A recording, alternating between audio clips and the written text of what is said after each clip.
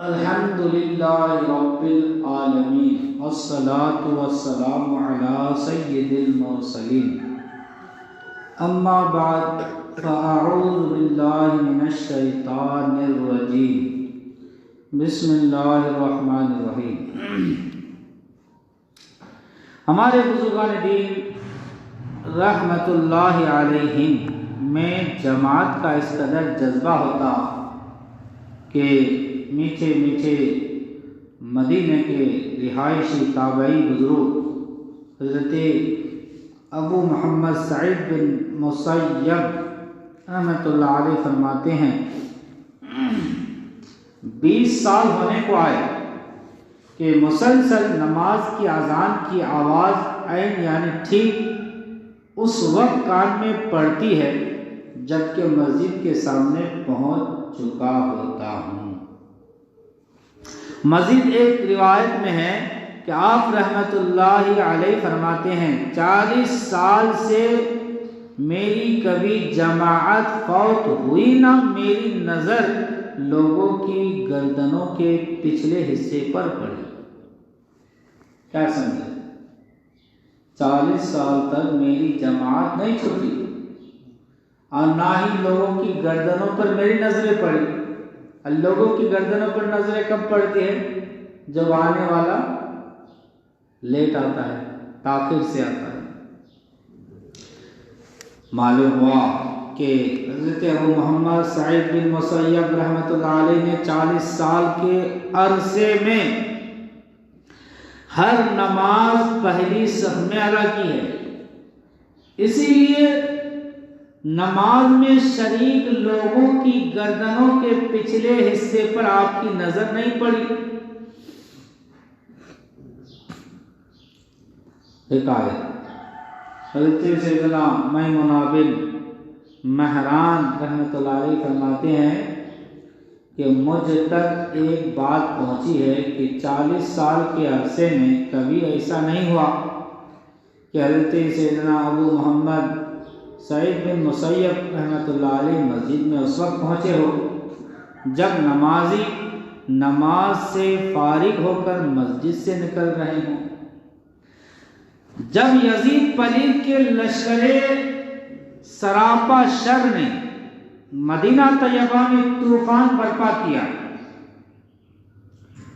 قتل و غارت اور طرح طرح کے مظالم رسول اللہ صلی اللہ علیہ وسلم کے پڑوسیوں پر کیے، وہاں کے رہنے والوں کے گھر لوٹ لیے، 700 صحابہ کرام علیہم الرضوان کو شہید کیا اور دوسرے عام باشندے یعنی بسنے والے ملا کر 10,000 سے زیادہ کو شہید کیا، لڑکوں کو قید کر لیا، مسجد نبوی شریف کے مبارک ستونوں میں گھوڑے باندھے، 3 دن تک مسجد نبوی شریف میں لوگ نماز نہ پڑھ سکے۔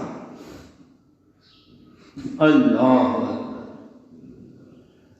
حضرت سیدنا ابو محمد سعید بن مسیب رحمۃ اللہ علیہ مجنون یعنی دیوانے بن کر ان دنوں مسجد نبوی میں حاضر رہے۔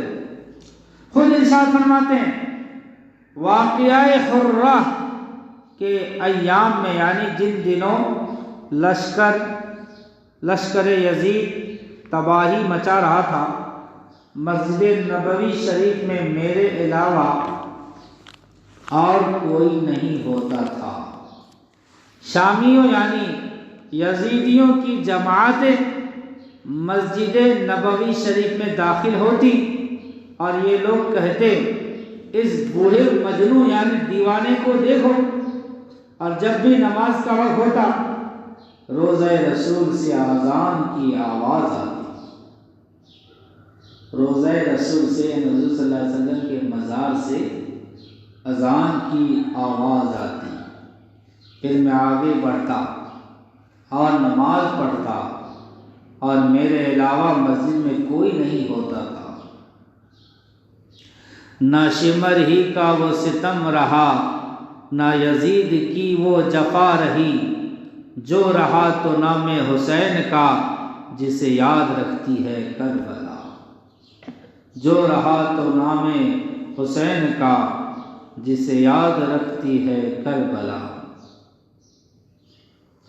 بیان کردہ مضمون میں جہاں یزید پلید کے فسادی فوجیوں کے ظلم و ستم کی لرزہ خیز داستان ہے، وہیں تابعی بزرگ حضرت سیدنا ابو محمد سعید بن مسیب رحمۃ اللہ علیہ کے روضہ رسول سے اذان سننے اور اس آواز شریف کے آنے پر نماز ادا کرنے والی عظیم الشان کرامت کا بھی ذکر خیر ہے۔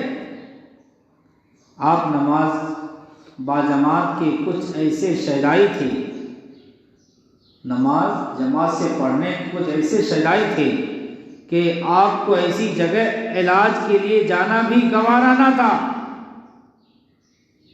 جہاں نماز باجماعت خطرے میں پڑتی ہو۔ چنانچہ حضرت سیدنا ابن حرملہ رحمۃ اللہ علیہ بیان کرتے ہیں، حضرت سیدنا ابو محمد سعید بن مسیب رحمۃ اللہ علیہ کی آنکھوں میں تکلیف ہوئی تو لوگوں نے عرض کیا، اے ابو محمد، اگر آپ وادی عقیق تشریف لے جائیں اور وہاں سبز گرینری دیکھیں، سبز یعنی گرینری دیکھیں تو آپ کی تکلیف میں کمی آ جائے گی۔ آپ نے ارشاد فرمایا، پھر عشاء فجر کی جماعت کا کیا ہوگا؟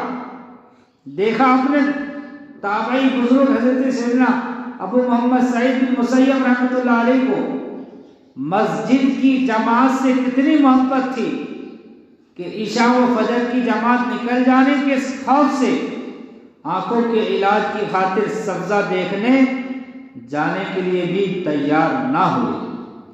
واقعی سبز یعنی گرین رنگ دیکھنا آنکھوں کی بینائی کے لیے مفید ہے۔ گرین رنگ دیکھنا آنکھوں کی بینائی کے لیے فائدہ مند ہے۔ اس سلسلے میں کچھ اور سنیے۔ حضرت سیدنا امام شافعی رحمۃ اللہ علیہ فرماتے ہیں، 4 چیزیں آنکھوں کی یعنی بینائی کی طاقت بڑھنے کا باعث ہے۔ 4 چیز ہے جو آنکھوں کی روشنی بڑھنے کے باعث ہے۔ نمبر 1، قبلہ رخ بیٹھنا، جیسا آپ لوگ بیٹھے ہیں قبلہ کی طرف منہ کر کے بیٹھنا، یہ ایک وجہ ہے۔ دوسرا، سوتے وقت سرما لگا لینا۔ تیسرا، سبزہ گرینری دیکھنا۔ اور چوتھا، لباس کو صاف رکھنا، اپنے کپڑے صاف رکھنا۔ یہ 4 وجہ ہیں۔ سبحان اللہ۔ سیدنا امام شافعی رحمۃ اللہ علیہ کے ارشاد کے مطابق سبزے کا نظارہ بھی نظر کی تیزی کا باعث ہے۔ سبز رنگ کی تو کیا ہی بات ہے۔ ایک روایت کے مطابق مکی مدنی مصطفیٰ صلی اللہ علیہ وسلم کو تمام رنگوں میں سبز رنگ سب سے زیادہ پیارا تھا۔ حضرت علامہ شیخ عبدالحق محدث دہلوی رحمۃ اللہ علیہ سبز رنگ کی خوبی بیان کرتے ہوئے فرماتے ہیں، سبز رنگ کی طرف دیکھنا نظر تیز کرتا ہے۔ اللہ رب العزت نے اہل جنت کا لباس، بچھونا وغیرہ سبز رنگ کا بنایا۔ جو جنت میں جنتی جائیں گے نا، ان کا لباس، ان کا بچھونا سبز گرین ہوگا۔ چنانچہ پارہ 15 سورہ کہف کی آیت نمبر 31 میں ہے، وَيَلْبَسُونَ ثِيَابًا خُضْرًا مِّن سُنْدُسٍ وَإِسْتَبْرَقٍ۔ ترجمہ کر امام، سورہ کہف کی آیت ہے، اور سبز کپڑے کریب اور قنادیز کے پہنیں گے۔ حضرت سیدنا امام ابو عبداللہ محمد بن احمد قرطبی رحمۃ اللہ علیہ اس آیت کریمہ کے تحت فرماتے ہیں، سبز یعنی سبز رنگ کو اس لیے خاص کیا گیا ہے کہ یہ بصارت یعنی نظر کے لیے موضوع یعنی موافق ہے۔ سبحان اللہ، سبحان اللہ، الحمدللہ۔ سبز رنگ کی قسمت کے بھی کیا کہنے، اسے روضہ رسول سے لپٹے رہنے کی سعادت ملی ہے۔ ہمارے نبی صلی اللہ علیہ وسلم کا جو مزار ہے گنبد ہرا ہے، روضہ انور سے لپٹے رہنے کی سعادت ملی ہے۔ عاشقان رسول سبز گنبد کی زیارت کر کے اپنی آنکھیں ٹھنڈی کیا کرتے ہیں۔ سبز گنبد کی زیارت سے نہ صرف آنکھوں کی نظر تیز ہو، اگر کوئی دیوانہ